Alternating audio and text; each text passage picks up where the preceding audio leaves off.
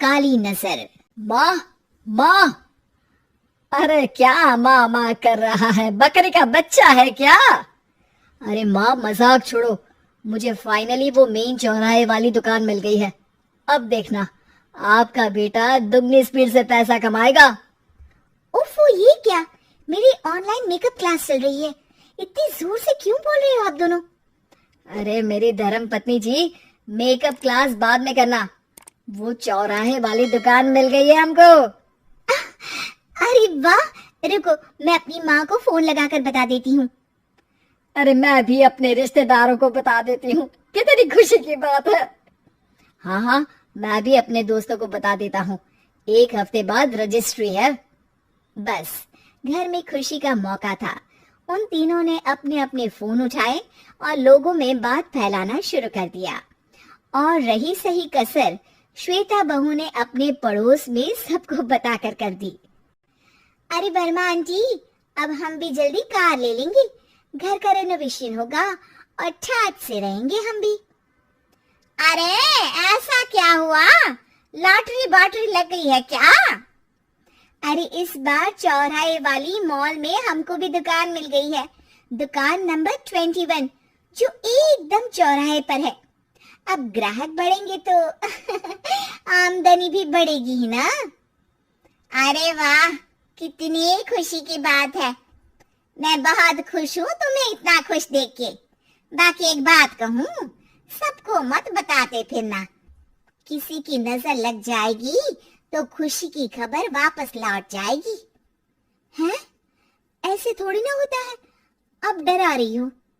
अरे सही कह रही हूँ, काली नजर कहते हैं इस चीज को। जब आप किसी को कुछ बताओ और वो काम बिगड़ जाए। अरे लेकिन मैं तो। तुमने सबको बता दिया ना? हाँ, फोन लगा लगा के। अब बच के रहना, काली नजर बड़ी खतरनाक होती है।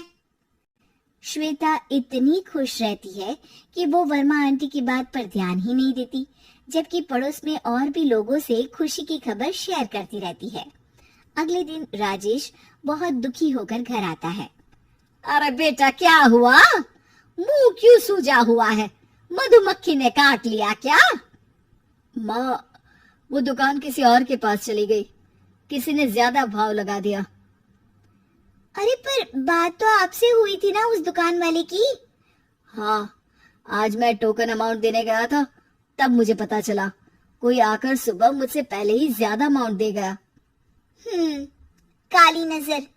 क्या कहा? वर्मा आंटी ने समझाया था कि किसी को बताना मत, वरना काली नजर लग जाएगी। अच्छा, तुम्हें उनकी बात मान लेनी चाहिए थी।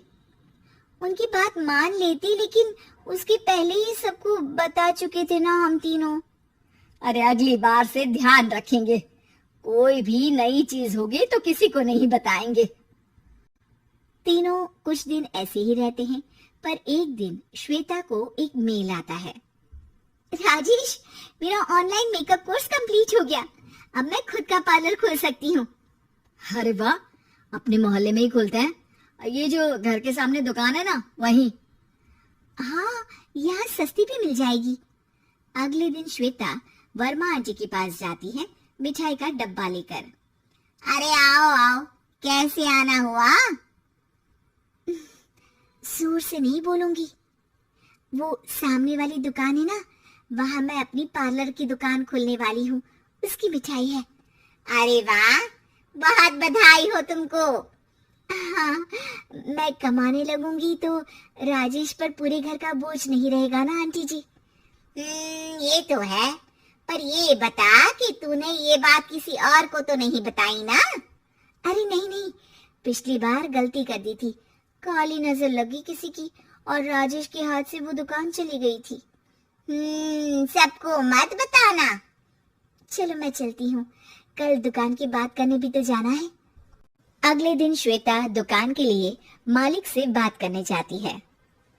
अरे लेकिन दुकान तो हम कल रात को ही किसी को दे चुके हैं।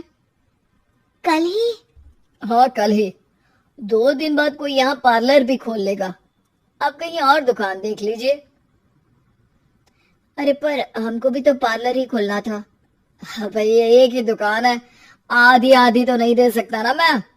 राजेश और श्वेता घर पर हताश होकर आ जाते हैं। इस बार तो किसी को बताया भी नहीं था, अब किसकी काली नजर लग सकती है? सुनो, तुमने माँ को बताया था क्या? अरे कैसी बात कर रही हो, माँ की नजर थोड़ी ना लगेगी। पक्का तुमने किसी को नहीं बताया था ना? सिर्फ वर्मा आंटी को बताया था, उन्होंने ही मुझे किसी को नहीं बताने को कहा। अरे यार, तुम भी सही हो, मेरी माँ को नहीं बताने को कह रही हो, पर वर्मा आंटी को बताना तुम्हें जरूरी लगा।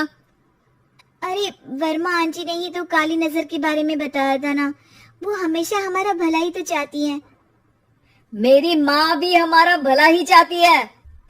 अरे पर चिल्ला क्यों रहे हो? बात नहीं कर सकते क्या आराम से?